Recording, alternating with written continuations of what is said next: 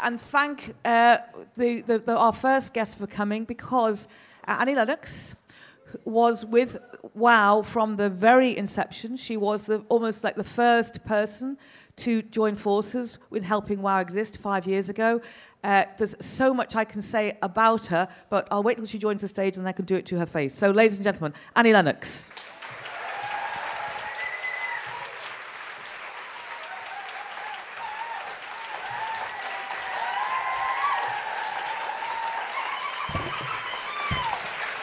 Good morning. A lovely, rousing welcome on a Friday.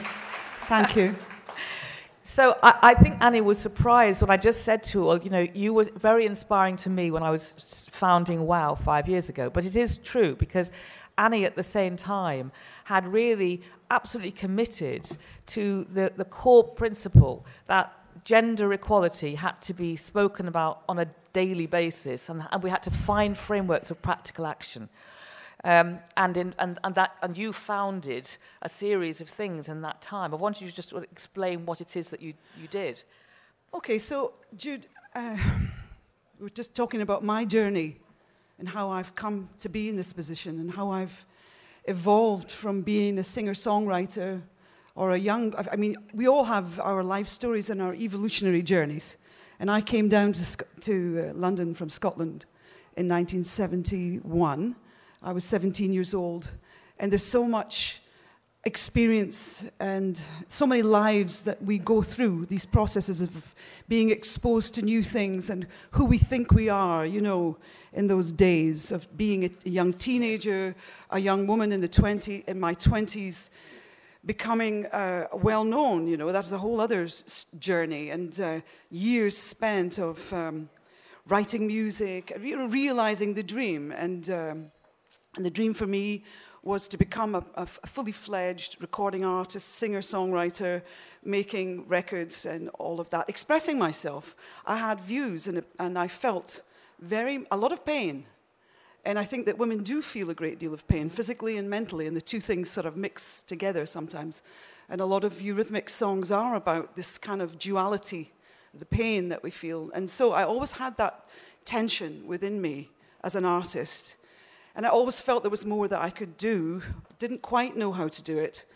The word feminism to me, when I was a much, much younger person, was actually very intimidating. Mm-hmm. And I wanted to align myself with that stridency, with that rage, and with that righteous indignation. But I also felt at the same time I wasn't good enough, because I kind of liked lipstick and clothes. And I'm serious about that. I think it has been a bit of an issue and a challenge for many of us that, well, I'd like to think I'm a feminist, but, you know, I like high heels. And that, it might sound a bit passé now to say that, but really that was a lot of the reason why a lot of women like myself, or, you know, ordinary women, just felt, wow, that's a bit, maybe I can't be a feminist because I'm just too vain. Fortunately, a lot of things have changed since then. And for my own, I'm trying to recall now my own journey, because I think it's interesting. I'd like to share that with you today. Yeah. I think personal stories are, inspiring. Everybody has a story to tell. And the story I'm telling is maybe not the story that you might read, and there's so many stories that you read, all these misinformation, you know. Yeah, I mean, I know that women... The whole mythology of it. Women in the public space are constantly frustrated, almost into despair, with how they are misreported. And I mean, that's a whole other subject. But yes, it is. But earlier you talked about feminism, as you say, being something which, as a word, had a sort of frightening, intimidating, even toxic thing. For some it was perhaps toxic. For many people, I just have to share another little story with you. This a few years ago. I probably told you this before. I was at the Women of the Year Awards probably about 6 years ago, and I was in a room full of 400 powerful individuals, each one coming from different walks of life, from policewomen to women that had overcome disabilities, to champions in their own right. And I was going to receive an award, and I was very touched and honored that this was happening. And I stood up in front of everybody and said, because I was very enthusiastic about the word feminism at that moment, I said, stand up if you're a feminist, expecting to have a real sort of collective moment. And half the room stood up while the others sat down, stayed in their seats. And I thought, that's interesting. What does that say? It shows me that that word is really tricky. Yeah. And then we, I should say because I feel a part of the WOW Festival. Quite right, quite rightly. Because we share the same perspectives in many ways. Mm-hmm. So that was something that you started with this campaigning about the F word. Why is feminist an F word? It's almost something people feel a little bit uncomfortable with.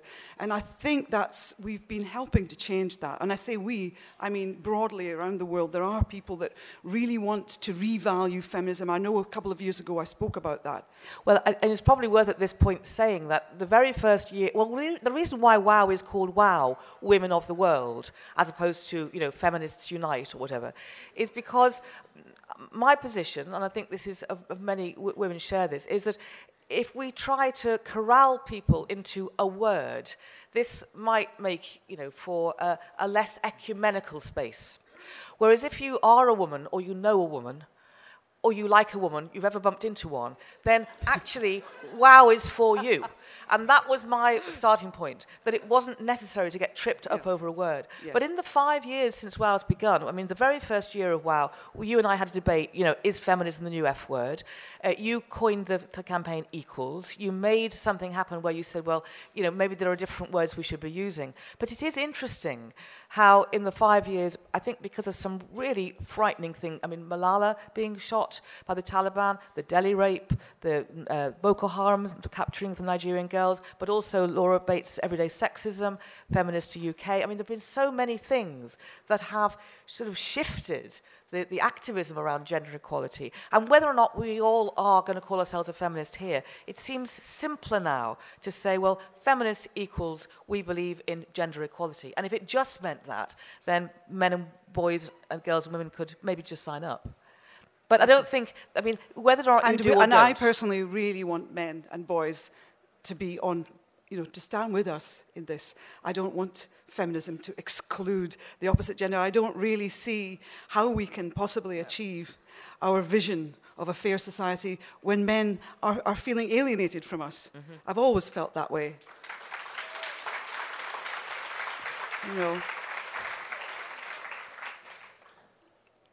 And your... Vicky. You had this. You have, and you had, and you have still got this very successful career creatively, but and you've always been activist, because I know that at different times throughout an activist history, many times at heart.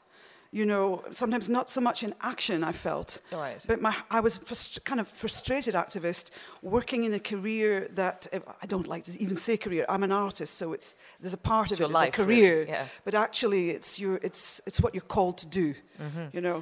But then there was a trigger when things changed in terms of, right, now I am going to do, I suppose, be vocational. You're now a vocational activist. Like, it's become part of your absolute way of being. Absolutely. And how did that happen? Okay. Well, it's a long story again. And I'm wondering if we should start to put the stats up now. All right, so before I tell you that one. Annie's brought some slides, just in case any of us are in any doubt that we've sort of pretty much got there with regard to equality. We're going to show the slides, and we're just going to roll them. I think they're on the screen on either side of the stage now. So this is your opportunity for split focus. Are they up? Yes. Are they up there now? Yeah. Okay. Yeah? I mean, this is the thing. It's like, why do we need a more equal world? People ask that question. And there's a lot of discussion and debate goes on. But basically, if you look at the facts, there they are. They're self-evident. And I don't think there could be one person in the room here today that will leave without some of the resonance of these facts astounding you, to be honest with you. And I think and I'm assuming that many of us, we here in the room, are activists, take these facts home with you, and if anybody asks you about equality, quote them, tell them. It's very persuasive. It's easy to understand why we all would like to see change for women and girls in the world. There they are. So they're going to be rolling while we're talking. And will you just ask me the question again, Jude? I mean, there's a difference between, and I think this probably relates again to people in the room, there's a difference between thinking, well, I'm generally on board for things being better in the world. And then there's a moment for some of us where you go, do you know what, I'm compelled to start working on change consistently. Yes. And that's what happened to you, I think. I mean, well, yes. And what I also like to say is, just before I get into that, is that I think the arguments for or against feminism are very often distracted by things that are fairly irrelevant, to be honest with you. You know, whether a person, like back in the day in the 70s, oh, I wear high heels, therefore I'm not worthy. Something like that, you know, or it doesn't work for me. Or I'd like to be a feminist, but, you know, it's not really my thing. Or well, half the women sitting down at the Women of the Year Awards because they were embarrassed about the word. And I'm tired of all the little discussions of semantics about, well, this is what feminism is. No, it's not. It's about this. It's about, you know, let's just all try to stabilize it, that it is an incredibly relevant and valid goal for all of us to be achieving. And it isn't about your hairstyle or, well, of course, we could start saying it is, but I'm not going to. This is what it's about for me, and that is what I'm going to help to try to promote. Okay, so my journey, it's personal. I'm a woman. I was a young girl in Scotland. I grew up to be a teenager, and I grew up into a very public place, and that's a whole other thing. But at a certain point, I was very, very fortunate to become a mother, and that is a massive, massive turning point for any woman or girl, because there are girls giving birth to babies. I hope you do know that. Teenagers are giving birth to babies all the time. The first thing, really, that happened in my experience of motherhood was that I lost my baby. I lost my first child. My son was stillborn. It's the biggest tragedy of my life, one of several tragedies that I've gone through. And it woke me up to the world in general. As I was in hospital, a newspaper came through and I read what was going on in the world outside, and it said that in Turkey there had been a massive earthquake and 5,000 families had perished in this earthquake in a nanosecond, you know. And I said, whoa, I feel so fragile here. I feel so fragile. I know that life is like that, can come and go like that. Even my child can go. And what happened was that I identified so profoundly with those people in that village. You know, the whole village wiped out. Children, mothers, fathers, everybody, humanity, gone in a nanosecond. That I started to see, woo, you know, I'm part of this human race, actually. And this experience of losing a child in this personal tragedy happens every single day. I don't know the women that have lost their baby that day, but you can be sure it's happening everywhere. And I'm mentioning this because, you see, an experience like that changes you, and it stays with you forever. It never goes away. You change your relationship to it, but it stays with you. Consequently, when I had the opportunity to go into the developing world, and I went to Malawi, I've been to Uganda, I've been to parts of Southern Africa, and Latin America also, I met situations with child-headed households whose mothers had died, with women who were expecting to deliver a baby, and, you know, they were going to deliver that baby not in the hospital, on the floor, out in the ground, outside the hospital, because there were no facilities for them. And very often, as I say, the woman that's going to deliver a child in many of these countries is a 15-year-old girl. And it's not her first baby. She's had another one before then because she didn't have access to sexual and reproductive health care.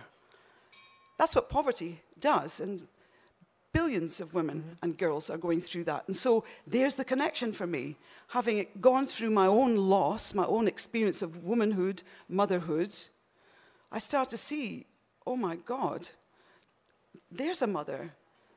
I could be that girl. I could have been that girl. Why wasn't it me? I was just privileged. So my passionate kind of commitment to this is, as I'm sharing this with you very publicly, is at a very, very deep personal level. But it goes on because, you know, as a musician, you're a connector. You're connecting with people. You're communicating things. And so I've had the privilege of going to different countries and performing to lots of people and entertaining them. But the activist in me always wants to go beyond that. Mm-hmm. And so whenever there were opportunities to be part of something bigger than just the entertainment industry, I've always felt that was very dignified, very inspiring. And so in 2004, just over a decade ago, I was one of the musicians that was invited to perform for Nelson Mandela's launch of his HIV Foundation 46664 at that time. And it was a huge privilege to be asked, and I was one of many musicians that went there, and we all felt kind of awed to be in Cape Town at this moment. And the real privilege was to have an opportunity to go with Mandela, or with his wife, Graça Machel, to be taken to hospitals, to be taken to orphanages, to be taken to clinics and places where people had arrived who were victims of HIV and AIDS. And Mandela himself, at that time, his messaging was, HIV and AIDS is carried on the face of women and children. And I was so affected by what he described as a genocide at that point. It was so affecting, but more than just the facts, it was the fact that nobody seemed to know. Mm-hmm. And I was like, well, is it because it's women that nobody seems to know? It was very, very strange. And you see that women are the careholders. They are the precious portal, the sacred portal where babies are delivered. They go through the pregnancy. Maybe they themselves have HIV. They're HIV positive. Maybe they know, maybe they don't. Maybe their baby's going to be delivered with HIV. Can you imagine a more disturbing thought of a woman that is HIV positive, knowing that, and then delivering her baby and not knowing whether that baby is going to survive, and then thinking, if I die, my children are going to be left behind as a child-headed household? I mean, it's just so obscene. And this is in a country where we'd overcome apartheid. We were so celebrated. It's supposed to be the rainbow nation. But thousands and thousands of people were dying on a daily basis. I mean, truly, it was just grotesque. And there wasn't a political response to it to get treatment to people. Because you can live, if you're HIV positive, you can live a long and healthy life. All it takes is the delivery of access to medical treatment. I think the point you allude to there was, like, is it because they were women that, like, nobody seemed to know, nobody seemed to care? And that idea of the woman's plight, the woman's lot, it's always like that. There's sort of sense that women are destined to be invisible. History washes over them, whether they've done great things or whether their lives have been desperate. And that seems to me what you have been trying to communicate now, which is that women must be visible. You've put that very eloquently, and it is in fact part of my consciousness that on my trips, when I've had this tremendous privilege to witness women that have not had a voice, that, I have felt tremendous, that there was a tremendous injustice, that it was completely wrong. Having said that, when you inform women, when you give them the voice, when you educate women and girls, when you explain that they have rights, boy, do you see the power that emerges there. So that's a new thing, I think, that's been happening, which is that since, you started this in 2004, this kind of new road that you were on, so consistently and determinedly raising the issue of women's rights, women's voices, women's stories, and so on. Now, on Sunday night here, as the kind of last session of the daytime wows, we have Christine Lagarde, who is coming by Skype to talk with me about the new Millennium Goals, which are going to be set. And as I understand them, they are going to all include, every Millennium Goal is going to include an issue about girls and women's empowerment, which is a massive change in the last few years. Absolutely, because it wasn't on the agenda before. It wasn't on the agenda at all. It wasn't even on the agenda. Can you believe that? So I want to know whether it makes you feel as if, your work is proving to get results. Do you feel encouraged? I do feel encouraged. I don't put it down to my work. No, but I put it down to the collective. This is the thing. You see, now, what Mandela represented, so many things Mandela represented, but for me, the real core was hope over despair. Hope over despair. And I have felt, personally, tremendous despair. You know, in situations, say, what can we do? What can be done about this? It's hopeless. But actually, becoming engaged and becoming involved with the issues, you start to become part of the solution rather than part of the despair. And really, for me, I take it very personally. I feel when I am working and talking today, for example, and I'm sharing my view, which you may or may not feel aligned with, or you may or may not feel interested in, but at the same time, I hope I'm sowing some seeds. I hope I'm sowing some seeds, and I'm feeling like I'm part of a bigger thing. It's not just about me individually. We are all part of this world here and now, and we can make tremendous change. And I'm not just being idealistic about this. You know, that was what the anti-apartheid movement was all about at the time. We saw it. We saw the change. We couldn't believe it. Couldn't believe that you could get rid of apartheid. We thought that was going to be there forever. And of course, it took tremendous sacrifice. Same with the coming down of the Berlin Wall. If there are people here, and I'm sure there are, that remember the sort of euphoria that we felt, like, wow, the world is going to be a great place. I think now one of our major challenges, and I think it can be done, is to start to make this shift and to dispel this nonsense about the F word, and to really charge it with compelling value. One of the things that... Yes, please do. You know, it's not just an issue for a glossy women's magazine. Yeah. We talk about hair, we talk about our vanity with our dresses, our fashion choices. And why here in our country, in our Western countries, we should be so passionately engaged with women and girls' rights? We've received the benefits. I've received the benefits from the suffragette movement. I have a debt. I have a debt. I can vote. I was educated. I had access to medical health care. I can travel. I can do so many things. I'm resourced. We're all resourced if we live here, to be quite honest with you. With all the problems that we face, all of us are hugely resourced, far more than we ever think we give ourselves credit for. And I think this is a key thing, isn't it, which is that if you have some influence, power, or sense of agency of any kind, you know, first of all, of course, you must use it to realize your own potential. You must realize your own potential. You're allowed to, you're entitled to, and you must. But then you can also open doors for other people. And I think that, you know, to use status of fame, celebrity, power, incredibly important. I mean, I'm interested in how easily women like Annie get sort of ridiculed for being an activist, as if somehow, you know, it'd be better if you used your power to do nothing. And actually, it's a really dangerous and difficult... Well, it's like, how dare she, express... Yeah. How dare she? Whereas actually, you know, we really owe Annie and others in the public space a debt, because it is courageous, because, you know, we all know how much backlash there can be against that. But as you said, in the end, you know, it's about us all joining up together and going that everybody's experiences can trigger a piece of work. Now, I want to talk about what you said about it being so personal.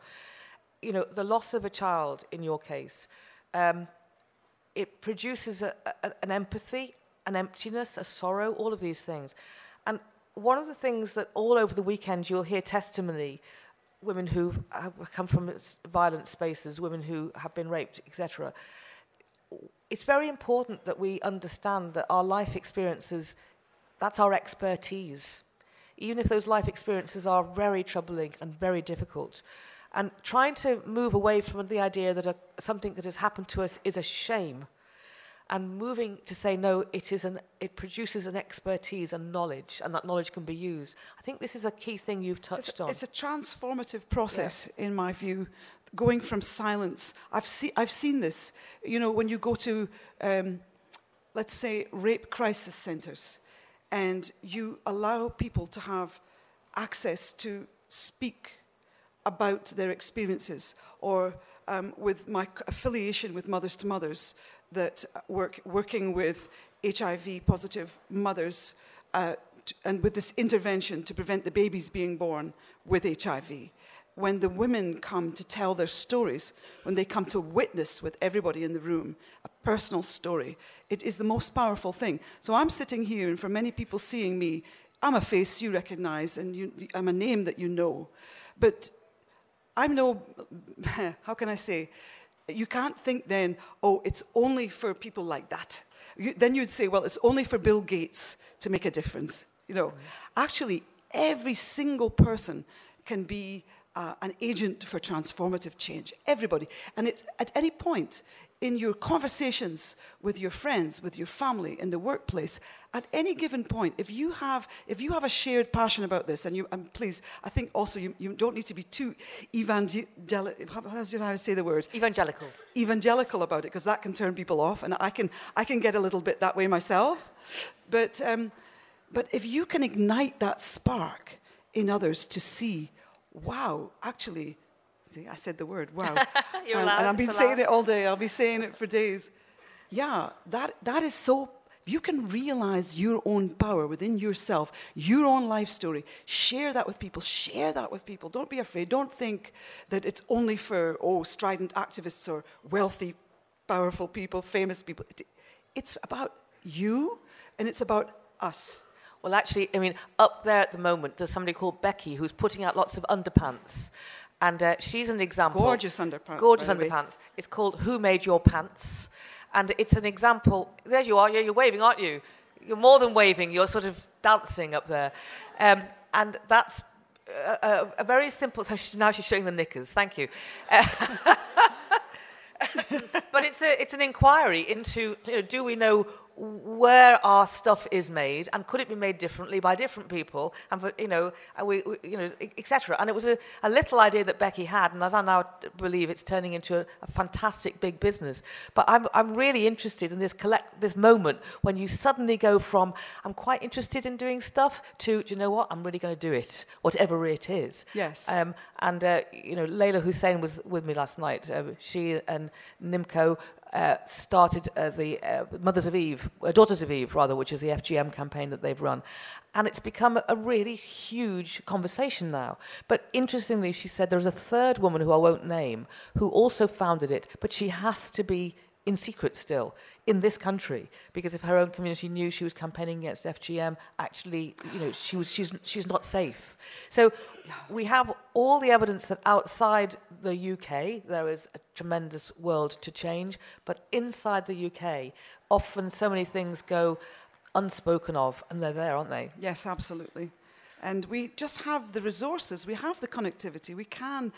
That, in a way, I think that was one of my sort of aha moments, was coming back from visits, field trips to these places where there was no sanitation, there was no running water, there were no schools, so many, there was no food, there was no medical care. And you sort of come back and living my wonderful, privileged life, and I just think we're all sleeping, actually. We don't, as I say, it was a privilege to witness these things, because I carry these experiences with me wherever I go. And I'm so aware, even when I brush my teeth in the morning, I'm like, this is clean water out of my lovely tap here, and this is a flushing toilet that I know that many billions of people can't get access to. In townships like Kailicha and Cape Town, you pass them by, and women get raped at the toilets, children get raped at the toilet. It's just like the stories about toilets. You could go on about that, really, and you would be appalled. So this sense of resourcefulness, that I feel like we have resourcefulness. Now, how do we make the bridge between that notion of I want to do something and what is it I can do? Now, I personally can't split myself into 100 different pieces. There's only one of me. So I had to be very selective about what I decided I'm going to represent. I could talk about cancer because I have a personal experience of it with my family members who died with cancer. It could have been that. It's just something that I've gone through. And I chose women because that's my gender. I've lived it. I take it so personally. And motherhood also because, I have 2 wonderful daughters, and I've been through raising my daughters. And, this is our connectivity. This is our human experience. It's a shared thing. 5 years ago, as I say, Annie and I sat here talking about, our dreams for WOW, for Equals, for The Circle, which is another organisation that Annie has been inspirational in, and thinking, well, can the world make this shift? 5 years on, because of so much action right around the world from so many different people, I think you're feeling optimistic. I feel optimistic. Yes, I think we are starting to get traction. It was a beautiful thing. Just a few months ago, I've actually written there's a small piece in the Guardian website today if you want to check it out. But I mentioned this, that I think it was in November, someone sent me, Esme Peach actually sent me a picture that she'd taken in a newsagent's shop. And on the shelves, where you see the glossy magazines, 4 magazines sitting next to each other, each one with the word feminist on it. Now, 4 years ago, those magazines wouldn't touch the word. They truly wouldn't. Now it's a buzzword for a lot of people. Now that's great. But it's the beginning of a zeitgeist. It's the beginning of a sense of shift. But what we need to now do is start to really get that traction moving. Now, last year we tried to, but we couldn't, create a kind of big Wikipedia weekend where we were trying to get a mass Wikipedia entry going on. And I think for next year I'm determined to do that. And I say this because if you look in Wikipedia, you will not see sufficient women's histories. And a lot of women's entries don't contain everything that are actually factually true about them. And optimistic as I am, I just came back from Pakistan, and I'll just tell you this little story because it's relevant to this. I met the grandson of a woman called Isquabela Hussein.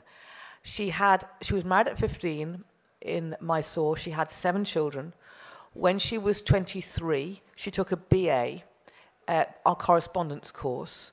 She then came to Leeds University with her eldest son.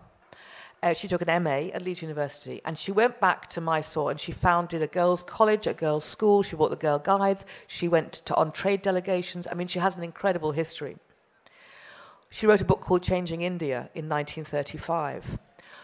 I spoke at a conference of all the vice principals of women's universities and all the senior women of all colleges in the whole region, not just Pakistan, India, Afghanistan, Sri Lanka, etc.